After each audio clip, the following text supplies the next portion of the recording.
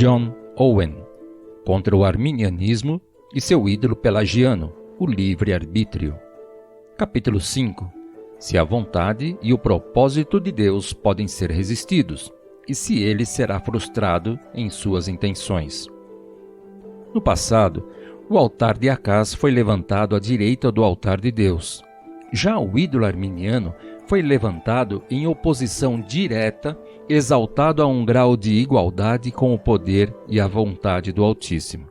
Ora, mais uma vez apresentarei para vocês o Espírito de Deus contendendo com a imaginação impotente dos pobres mortais por um privilégio transcendente de grandeza, glória e poder, por terem tornado os seus decretos mutáveis, sua presciência falível e quase completamente despojado a Deus de sua providência, sendo esse resumo o foco de todos os seus esforços. Os arminianos afirmam que a vontade de Deus pode ser resistida, que ele pode falhar em suas intenções, ser frustrado em seus fins. O Altíssimo pode propor, e de fato propõe, coisas que ele não realiza, nem pode realizar a qualquer momento, pois a realização de tais atos de sua vontade podem ir contra a liberdade da vontade dos homens. Se essa não for uma expressão de orgulho espiritual que supera tudo o que o diabo tentou no céu, então os teólogos não conseguem explicar bem esse pecado deles. Ora, pelo fato de que esse assunto pode parecer difícil devido aos diversos sentidos assumidos pela expressão a vontade de Deus, especialmente no que diz respeito à afirmação de que a sua lei e os seus preceitos são a vontade divina, os quais, infelizmente, todos nós muitas vezes também resistimos ou transgredimos, exporei uma distinção da vontade de Deus que deixará claro a que os arminianos se opõem e pelo que os consideramos dignos de uma acusação tão grave. Dizem os escolásticos: a vontade de Deus é o que ele deseja, não diferindo de sua essência na coisa em si, mas apenas o que implica uma relação com a coisa desejada.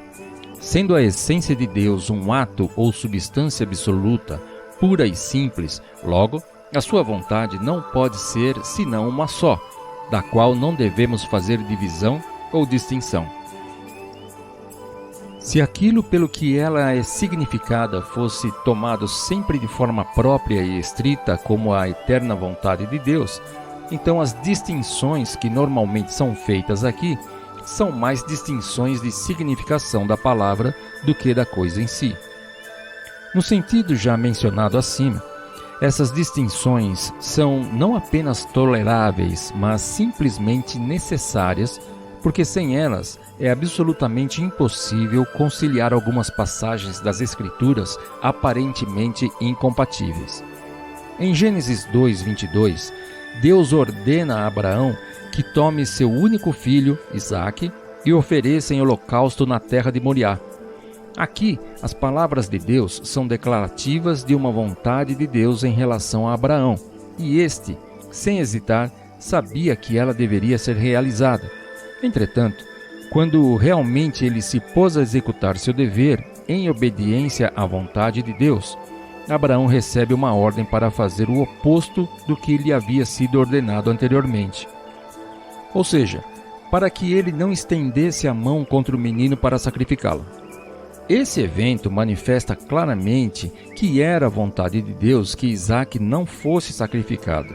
E, no entanto, devido à ordem divina, parece que Abraão estava obrigado a crer que era muito agradável a Deus que cumprisse o que lhe havia sido prescrito. Diante disso, se a vontade de Deus revelada na Escritura for compreendida como tendo um único sentido, então temos aqui uma clara contradição.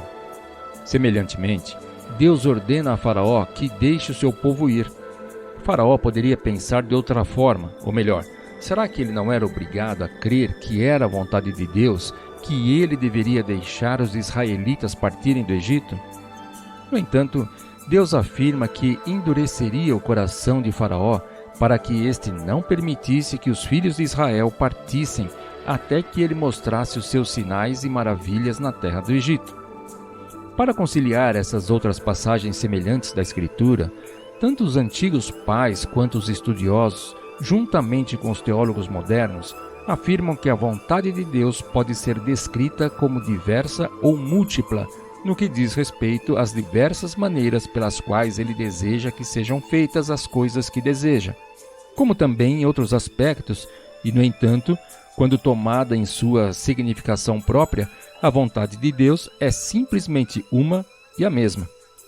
A distinção comum entre a vontade secreta e a vontade revelada de Deus é tão boa que todas as demais podem ser reduzidas a ela. Portanto, eu escolhi insistir nessa distinção. A vontade secreta de Deus é o seu propósito imutável e eterno concernente a todas as coisas que ele fez, a ser levada a cabo por certos meios, até aos fins designados.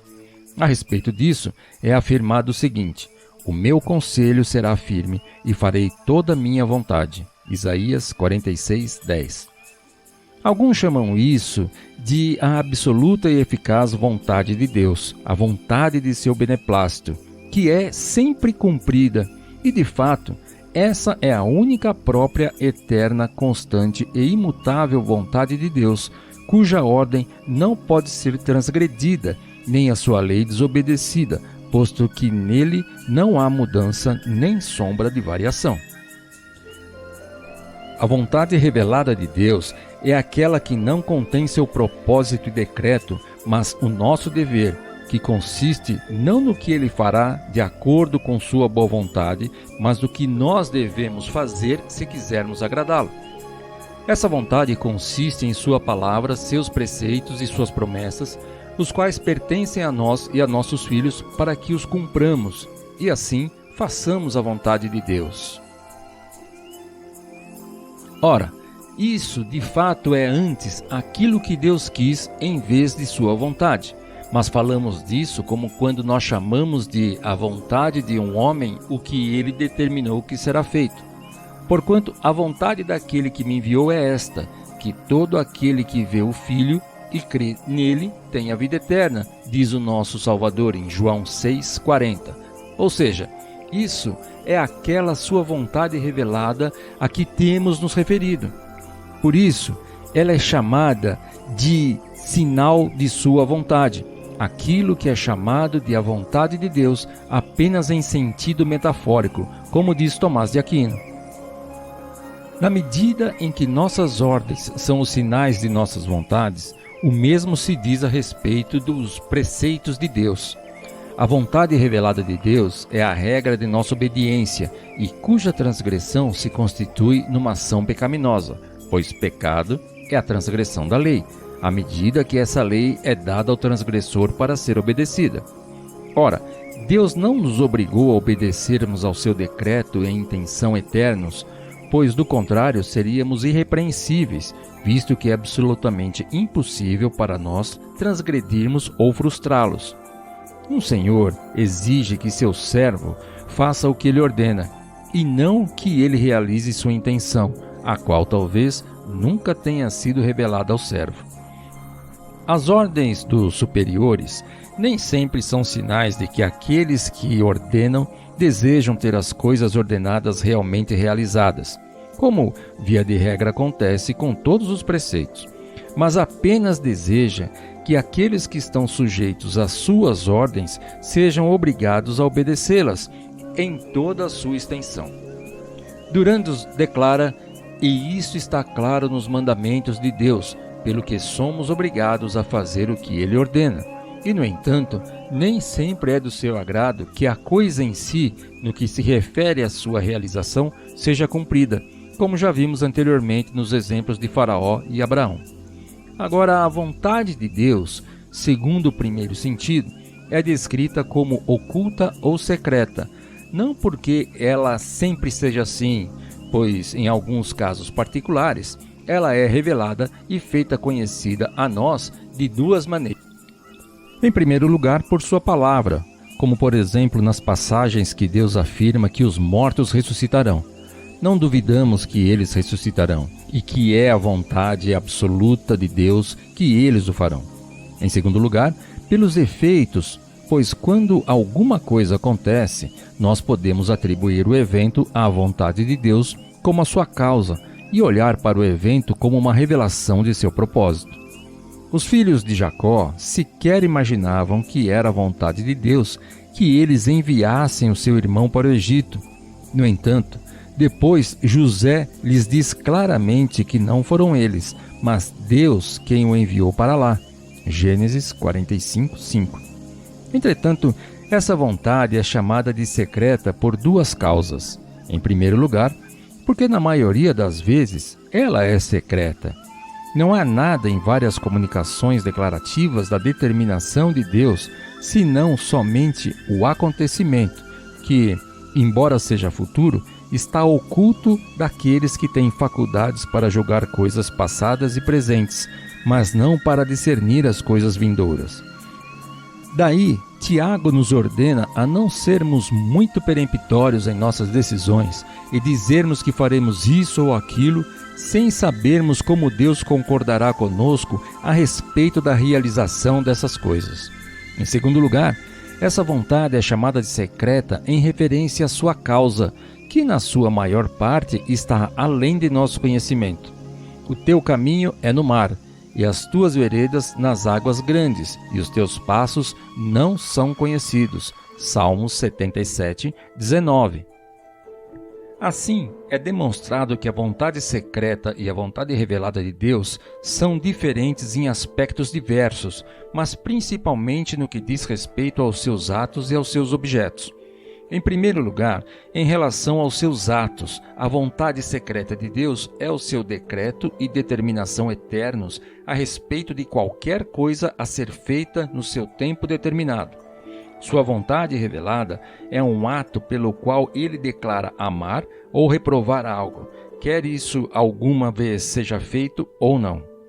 Em segundo lugar, elas são diversas em relação aos seus objetos. O objeto do propósito e decreto de Deus é o que é bom em qualquer tipo com referência à sua existência real, pois isso deve ser infalivelmente realizado. Mas o objeto de sua vontade revelada é somente aquilo que é moralmente bom, isto é, na medida em que tal coisa é aprovada ou ordenada, que está em harmonia com a lei e com o Evangelho, e que é considerado apenas na medida em que é bom, pois, quer tal coisa seja realmente realizada ou não, isso é acidental ao objeto da vontade revelada de Deus. Ora, em relação a essas duas diferenças, dizemos que a primeira é perpétua, no que diz respeito aos seus vários atos, mas não é assim com a segunda. Elas são muitas vezes coincidentes em relação aos seus objetos. Por exemplo, Deus nos ordena a crer. Aqui a sua vontade revelada é que devemos fazer assim. Além disso, ele também intenciona que nós façamos isso, e, portanto, ele gera a fé em nossos corações para que possamos crer. Neste caso, a sua vontade secreta e a sua revelada são coincidentes. A vontade revelada é o seu preceito de que devemos crer, e a vontade secreta é o seu propósito de que creiamos. Neste caso, o objeto das duas vontades é o mesmo, tanto no que diz respeito ao que devemos fazer, como ao que ele fará. Isso é verdadeiro na medida em que Deus faz em nós todas as nossas obras. Isaías 26:12. Deus faz as nossas próprias obras em nós. Seu ato em nós e por nós é frequentemente o nosso dever para com Ele. Ele nos ordena, pela sua vontade revelada, a andarmos nos seus estatutos e a cumprirmos as suas leis. Além disso, Deus também promete que efetuará todas as coisas de modo que elas sejam realizadas. Em Ezequiel 36, 26 e 27, lemos: E dar-vos-ei um coração novo, e porei dentro de vós um espírito novo, e tirarei da vossa carne o coração de pedra, e vos darei um coração de carne, e porei dentro de vós o meu espírito, e farei que andeis nos meus estatutos, e guardeis os meus juízos e os observeis. Assim, a mesma obediência do povo de Deus é aqui o objeto de sua vontade, considerada em ambos os sentidos secreta e revelada. Entretanto, como alguns eruditos supõem, o preceito de Deus não está aqui declarando a intenção divina, pois isso deveria ser assim em relação a todos quantos esse preceito se dirige. O que evidentemente não acontece, pois há muitos que são ordenados a crer, aos quais Deus nunca concede a fé. Portanto, isso deve ser visto como uma mera declaração de nosso dever, pois aqui a sua coincidência com a intenção é um caso particular. Existe uma grande diferença entre faça tal coisa e você fará isso. Se a ordem de Deus para Judas crer significasse o seguinte: é o meu propósito e intenção que Judas venha a crer, então seria necessário contradizer a vontade de Deus, pela qual ele determinou que Judas, por sua infidelidade, fosse para o seu próprio lugar. Então, todos os preceitos de Deus devem ser cumpridos por nós com toda obediência, mas isso não significa que é a vontade dele que nós efetivamente cumpriremos os mandamentos dele. Abraão não era obrigado a crer que era a intenção de Deus que Isaque fosse sacrificado, mas era obrigado a crer que isso era o seu dever. Não havia nada que obrigasse Faraó a pensar que era o propósito de Deus que as pessoas saíssem do Egito na primeira vez que ele declarou isso. Faraó não tinha nenhum conhecimento daquilo, mas estava obrigado a acreditar que, se fosse do agrado de Deus, ele deveria deixá-los ir. A partir disso, diversas coisas proveitosas e relacionadas a essas controvérsias podem ser citadas. Em primeiro lugar, Deus pode ordenar muitas coisas por sua palavra, as quais ele nunca decretou que deveriam ser realmente realizadas, porque em tais coisas as suas palavras não são uma revelação de seu decreto e propósito eterno, mas apenas uma declaração de alguma coisa que ele se agrada que seja realizada por nós ou não. No caso citado anteriormente, Deus ordenou que Faraó deixasse o povo ir e enviou pragas sobre ele por haver se recusado a obedecer à ordem divina. Diante disso, não podemos compreender que Deus intencionava a obediência e a conversão de Faraó por meio desse seu preceito, pois então ele teria sido frustrado em sua intenção, visto que a Escritura é clara e inequívoca ao declarar que Deus propôs, pela desobediência de Faraó, realizar um fim muito diferente para manifestar sua glória por meio da punição dele. Mas devemos compreender que essas palavras intencionavam revelar aquela obediência aos mandamentos divinos que é agradável a Deus, como vemos em 1 Samuel 15:22. Em segundo lugar, a vontade de Deus em relação à qual nossa obediência é requerida é a sua vontade revelada, contida em sua palavra, cuja conformidade com seu decreto é tal que, a partir disso, podemos aprender três coisas que tendem para a execução dela. Em primeiro lugar, temos a condição da palavra de Deus e ministração dela para instantaneamente nos persuadir à fé e à obediência. Em segundo lugar, temos que é nosso dever almejar por todos os meios a realização de todas as coisas ordenadas pela vontade revelada de Deus. E por outro lado, seremos culpados se não fizermos isso. Em terceiro lugar, concluímos que Deus, por esses meios, realizará o seu decreto eterno de salvar os seus eleitos, e que Ele quer a salvação das outras pessoas no sentido de que Ele as chama a desempenhar a condição para que sejam salvas.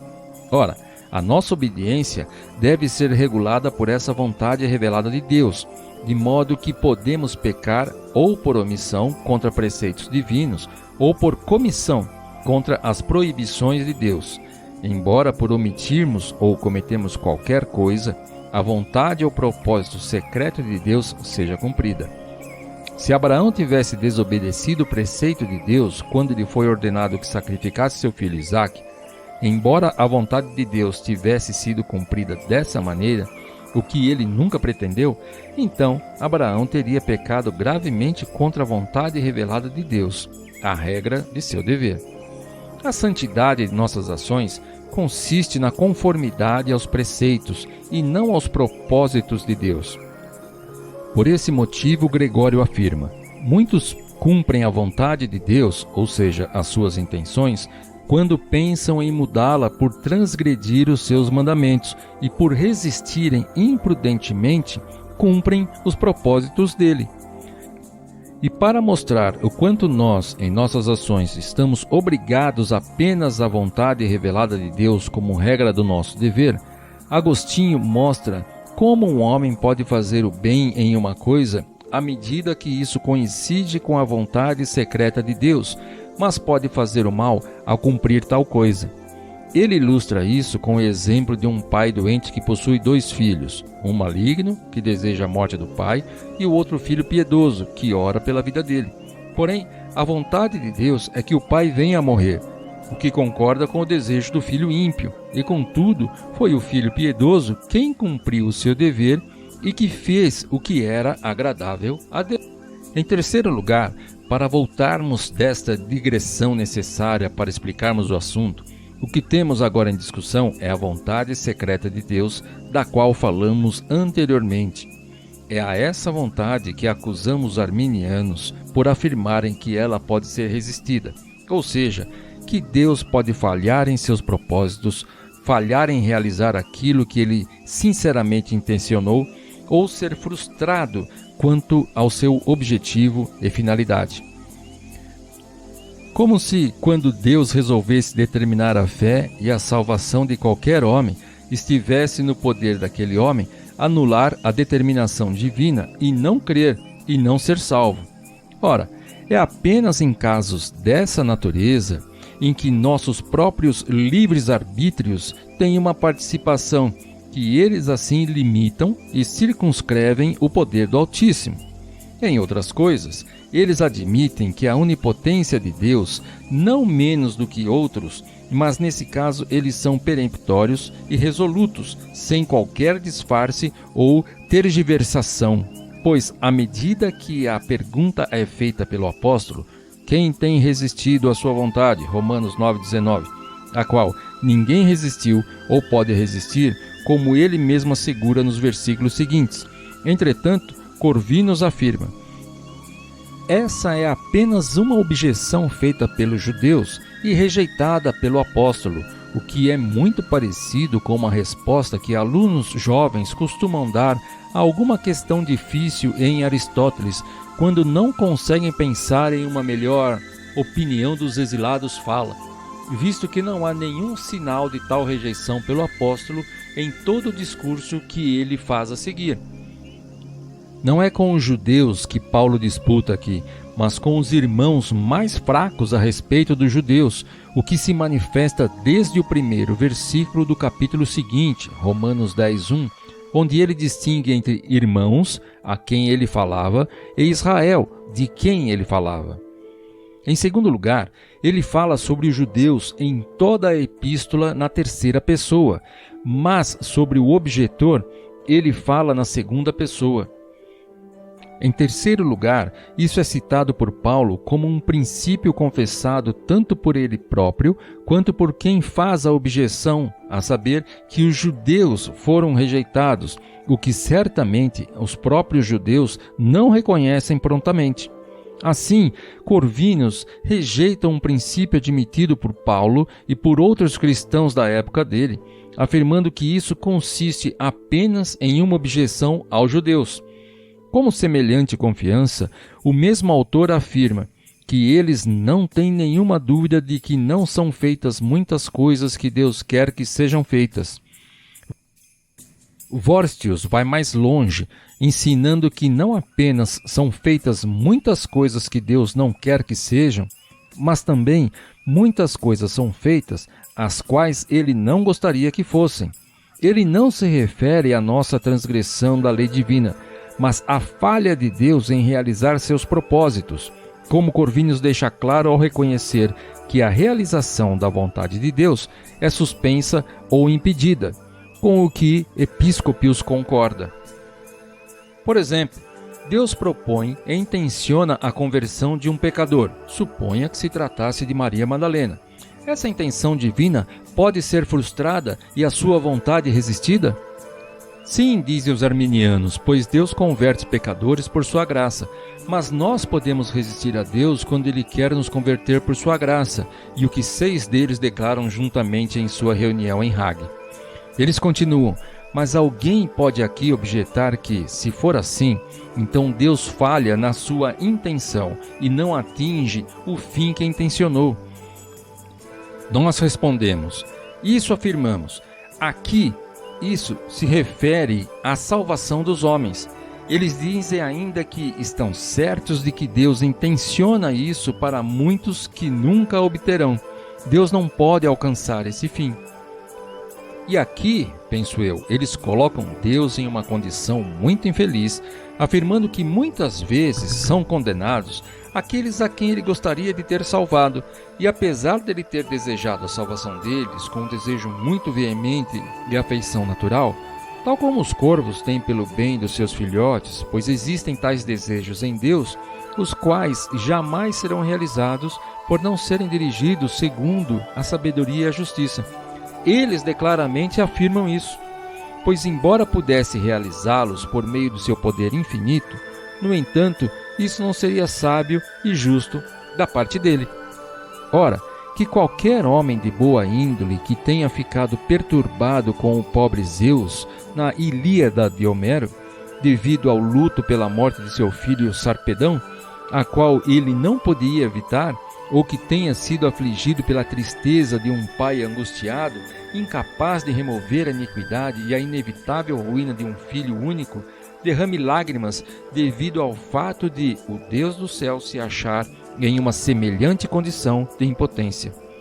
Visto que Deus gostaria que todos e cada um dos homens do mundo inteiro fosse para o céu e escapassem dos tormentos do inferno, e não obstante deseja com um propósito sério, uma afeição veemente e um desejo natural ardente que isso ocorra, contudo, como ele próprio não é capaz e suficiente em si mesmo para salvar alguém, então vê-se forçado a ver seu desejo frustrado, a abandonar a sua afeição, mudar o seu propósito e ver a maior parte daqueles a quem quis trazer para o céu perecer eternamente, apesar de Deus ter fornecido um meio suficiente para que todos eles escapassem da condenação e a despeito do seu propósito e intenção de que eles fizessem isso. Em resumo, toda a sua doutrina sobre esse ponto é estabelecida por Corvinus, capítulo 3 contra Moulin, na 3ª seção, onde, em primeiro lugar, ele concorda com distinção da vontade de Deus em duas: aquela que ele quer que façamos algo e aquela pela qual ele mesmo deseja fazer algo. A vontade de Deus, segundo o primeiro sentido, nada é senão a sua lei e seus preceitos, os quais afirmamos juntamente com ele que podem ser ditos ser resistíveis na medida em que são transgredidos. Porém, Corvinus declara a respeito da vontade de Deus, no 2º capítulo, que, à medida que ela se relaciona com qualquer ato do homem, pode ser considerada como anterior ou consequente a esse ato. Neste caso, se a vontade divina precede o ato humano, então ela pode ser resistida, caso o homem não coopere. Ora, esta é a vontade de Deus pela qual ele mesmo intenciona fazer qualquer coisa. A suma dessa distinção é esta: a vontade de Deus em relação ao futuro de qualquer coisa pode ser considerada anterior à existência real da coisa em si, e nesse sentido, ela pode ser impedida ou resistida. Mas à medida que ela é considerada como sucedendo qualquer ato do homem, então ela sempre é cumprida. Por esta última declaração, Corvinus tenta atenuar a dificuldade da primeira.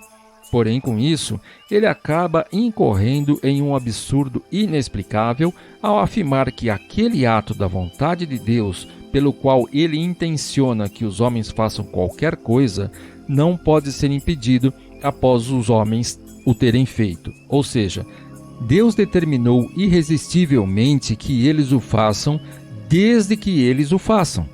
Em seu discurso seguinte, ele também admite claramente que não há nenhum ato da vontade de Deus em relação à salvação dos homens que não possa ser completamente anulado e frustrado. O único decreto imutavelmente Eficaz é aquele decreto geral segundo o qual ele estabeleceu numa ligação inseparável entre fé e salvação, ou pelo qual ele designou a fé em Cristo como um meio de alcançar a bem-aventurança, que consiste apenas em um ato imanente da vontade de Deus e que não produz qualquer efeito externo, de modo que cada ato que depende de uma cooperação humana externa pode ser frustrado e pode cair por terra. Que os seguintes exemplos declarem que isso se opõe diretamente à palavra de Deus. Em primeiro lugar, o salmista declara: "O nosso Deus está nos céus, fez tudo o que lhe agradou." Salmo 115, 3.